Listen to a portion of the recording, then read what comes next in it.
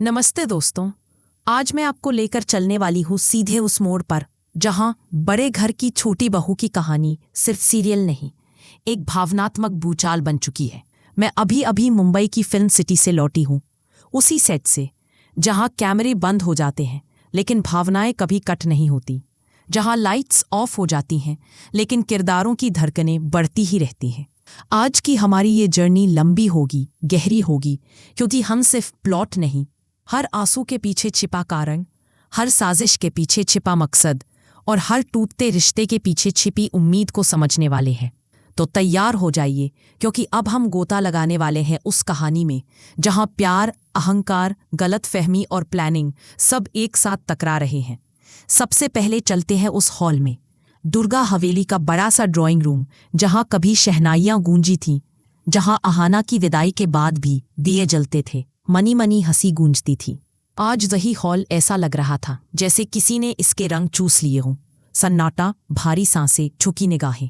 Camera roll होने से ठीक पहले मैं मॉनिटर के पास खड़ी थी।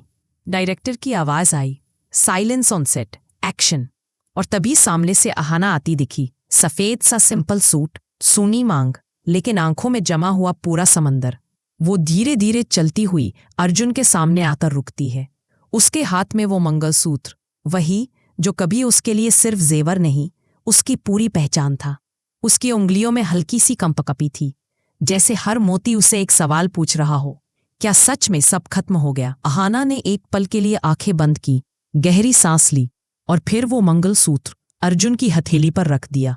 उस पल दोस्तों, सेट पर खड़े हर शख्स ने एक सेकंड के लिए सांस रोक ली, क्योंकि ये सिर्फ एक गहना उतारने का सीन नहीं था। ये अहाना का अपने दिल से, अपने सुहाग से, अपनी उम्मीद से खुद को अलग करने का सीन था। अर्जुन की आंखों में बेबसी साफ दिख रही थी।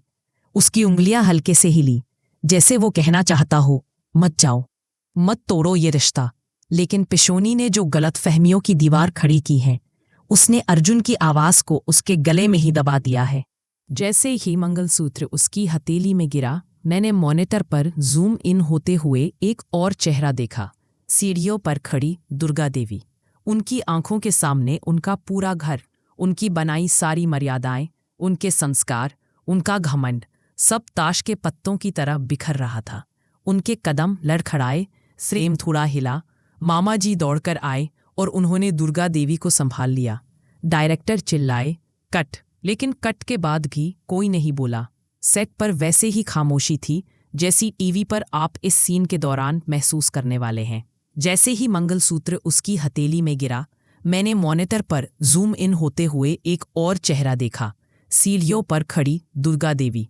उनकी आंखों के सामने उनका पूरा घर, उनकी बनाई सारी मर्यादाएं, उनके संस्कार, उनका घमंड, सब ताश के पत्तों की तरह बिखर रहा था। उनके कदम लड़खड़ाए, फ्रेम थोड़ा हिला, मामा जी दौड़कर आए और उन्होंने दुर्गा देवी को संभाल लिया। डायरेक्टर चिल्लाए, कट। लेकिन कट के बाद भी कोई नहीं बोला। दुर्गा देवी अब अस्पताल के बेड पर है, लेकिन उनकी आंखों में पानी नहीं, आग है। डॉक्टर कह रहे हैं उन्हें आराम की जरूरत है, स्ट्रेस कम कीजिए। लेकिन एक माँ, एक घर की मुखिया और एक दुर्गा देवी के लिए सबसे बड़ा स्ट्रेस यही है कि उनका घर टूट रहा है।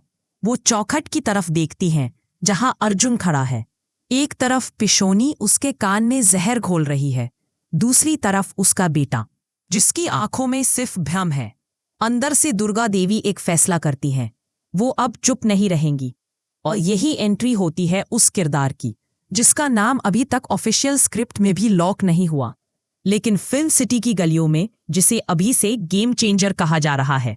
दुर्गा देवी का पुराना दोस्त, एक ऐसा आदमी जो उनके अतीत को भी जानता है और उनके सच को भी, जो झूठ से एलर्जी रखता है और पॉलिटिक्स से ज्यादा इंसाफ में यकीन करता है।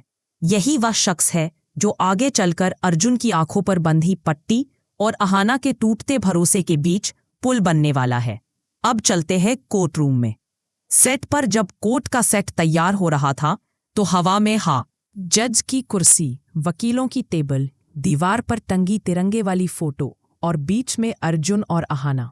कुछ महीने पहले इन्हीं आंखों के सामने फेरे लिए थे। आज वही दो लोग जज के सामने खड़े हैं, एक दूसरे से अलग होने के लिए। पिशोनी की खुशी चेहरे से छलक रही है। उसका सोचना था आज सब खत्म हो जाएगा, कल से मैं दूसरी बहू की शॉपिंग शुरू करवा दूंगी। जज की आवाज गूंजी, मिसेस अहाना, क्या आप इस तलाक के लिए तैयार हैं? पूरा कोर्ट रूम एक सेकंड के लिए शांत हो गया। अहाना की आंखें नम थीं, लेकिन आवाज अविश्वसनीय रूप से मजबूत। वो बोली, अगर अर्जुन की खुशी मेरी रिहाई में है तो मुझे यह मंजूर है, माननीय न्यायाधीश। ना उसने कोई इल्जाम लगाया, ना कोई ड्रामा किया, बस एक लाइन में अपना पूरा प्यार, त्याग और दर्द रख दिया। जज ने अर्जुन की तरफ देखा। अर्जुन के अंदर तूफान चल रहा था। एक तरफ उसका ईगो, जिसे पिशोनी ने दिन रात हवा दी है, दूसरी तरफ अहाना की वो यादें, वो हंसी, वो साथ जिसे वो खुद से काट नहीं पा रहा। वो चुप रहा, उसकी खामोशी उसकी हार थी। और फिर आया वो फैसला जिसने पिशोनी के चेहरे से मुस्कान ऐसे मिटाई जैसे किसी ने स्लेट पर से चौक साफ कर दी हो। जज ने कहा, यह अदालत तलाक को फिलहाल मंजूर नहीं करती। आप दोनों को 6 महीने का कूलिंग पीरियड दिया जाता है। आप साथ रहिए, अपने फैसले पर दोबारा सोचिए, फिर बताइए क्या सच में रिश्ता खत्म करना है। 6 महीने, ये सिर्फ तारीख नहीं, ये किस्मत द्वारा दिया गया एक और मौका था। कोर्ट के बाहर का सीन किसी फिल्म के क्लाइमैक्स जैसा था, लेकिन ये सिर्फ इंटरवल था। अहाना फाइलें समेटती है, पल्लू ठीक करती है और बिना कुछ कहे वहां से निकल जाती है। अर्जुन बस उसे जाता हुआ देखता रह जाता है। उसकी आंखों में एक हल्की सी लाइन बनती है, पछतावे की, जिसे शायद वो खुद भी अभी तक समझ नहीं पाया। दूर खड़ी दुर्गा देवी के चेहरे पर हल्का सा सुकून आता है, जैसे किसी ने डूबते इंसान के हाथ में बस एक छोटा सा तिनका पकड़वा दिया हो। उन्हें पता है अब कहानी में वक्त की एंट्री हो चुकी है और वक्त के पास बहुत ताकत होती है। हवेली में वापस पिशोनी का गुस्सा उफान पर है। कमरे में चीजें फेंकी जा रही हैं, कुशन, फूलदान, फाइलें, सब हवा में उड़ रहे हैं। वो बड़बड़ा रही है, 6 महीने बहुत होते हैं किसी औरत को फिर से हीरो की जिंदगी में वापसी करने के लिए। ये नहीं हो सकता, मैं ये नहीं होने दूंगी। उसी रात वो एक नई साजिश बुनती है। अर्जुन के दिमाग में जहर का एक और डोज भेजा जाता है। देखो बेटा, उसने तलाक तुरंत मंजूर क्यों नहीं किया? क्योंकि उसे एलिमिनी चाहिए, मोटा पैसा। तुम्हारी कमाई, तुम्हारी जायदाद, वही तो है उसके निशाने पर। धीरे धीरे फिर से अर्जुन का चेहरा सख्त पड़ता है। वो खुद को समझाता है, हाँ हो सकता है, अगर उसे मुझसे प्यार होता तो वो तुरंत छोड़ देती ना। यहीं से शुरू होता है अंदरूनी घुटन, जो आगे जाकर उसे रातों की नींद से दूर करने वाली है। अब एंट्री होती है दुर्गा देवी के उस खास दोस्त की। हवेली का मुख्य दरवाजा खुलता है। एक शख्स अंदर आता है, सूटेड बूटेड, शांत, लेकिन आंखों में एक अजीब सी चमक। उसका व्यक्तित्व ऐसा कि आप उसे नजरअंदाज नहीं कर सकते। पूरे परिवार के सामने यूं मुस्कुराते हुए कहता है, मैं कुछ दिनों के लिए यहाँ रहने आया हूँ। बहुत सालों से इस घर से दूर था, अब सोचा थोड़ा साथ दूं। पिशोनी के चेहरे पर डर की। वो शख्स बातों बातों में कहता है, एक बात याद रखिए, झूठ के पैर नहीं होते। वो ज्यादा दूर नहीं भाग सकता। उसे एहसास हो चुका है, अब खेल एक तरफा नहीं रहा। रात गहरा चुकी है, पूरी हवेली सो रही है, लेकिन एक कमरे की बालकनी में अभी भी बत्ती जली है। अर्जुन अकेला खड़ा है, हाथ में एक पुराना एल्बम, शादी की तस्वीरें, हल्दी लगे हाथ, मुस्कुराता चेहरा, अहाना की शर्माती नज़र और पीछे खड़ी दुर्गा देवी का आशीर्वाद देता हाथ। हर फोटो जैसे उसकी गर्दन पकड़कर पूछ रही हो, यह सब झूठ था क्या? अर्जुन की उंगलियां एक फोटो पर आकर रुक जाती हैं, जिसमें अहाना उसे देख रही है, आंखों में वो भरोसा जो अब कहीं खो गया है। उसके अंदर आवाज उठती है, क्या मैंने सच में सही किया? क्या अहाना वही है जो मुझे दिखाया गया, या मैं वही देखता रहा जो सुनना चाहता था? तभी पीछे से किसी के कदमों की आवाज आती है। वो दोस्त बालकनी पर आता है, आराम से रेलिंग से टिककर खड़ा हो जाता है। थोड़ी देर चुप्पी रहती है, फिर वो धीरे से पूछता है, अर्जुन, प्यार से भाग रहे हो या सच से? अर्जुन चौंक कर उसकी तरफ देखता है। वो आगे बढ़कर उसके कंधे पर हाथ रखता है और कहता है, मर्द वो नहीं जो गुस्से में रिश्ते तोड़ दे, मर्द वो है जो सच सुनने की हिम्मत रखे। तुमने कभी अहाना की बात पूरी सुनी? कभी पूछा कि वो क्या महसूस कर रही है, या बस वही मान लिया जो तुम्हें किसी और ने सुना दिया? ये लाइनें तीर की तरह अर्जुन के दिल में जा लगती हैं। यहां से दोस्तों, अर्जुन के अंदर का कन्फ्यूजन धीरे धीरे सवालों में बदलेगा और सवाल सच की तरफ ले जाएंगे। दूसरी तरफ अहाना अपने मायके में है। ऊपर से वो खुद को संभाले हुए दिखती है, माँ की मदद करती, घर के काम देखती, जिम्मेदारियों में खुद को बिजी रखती है। लेकिन रात को जब लाइट बंद होती है तो उसके तकिए पर आंसू के दाग साफ दिखाई देते हैं। उसी समय उसे एक कुरियर मिलता है।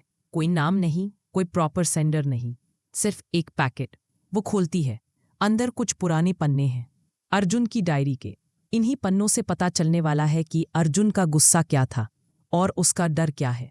पन्नों में लिखा है कैसे पहली बार आहाना को देखकर उसने सच में खुद को पूरा महसूस किया, कैसे उसे हमेशा डर लगता है कि एक दिन वो आहाना को खो देगा, कैसे उसका गुस्सा उसके अंदर की इनसिक्योरिटी का शोर है।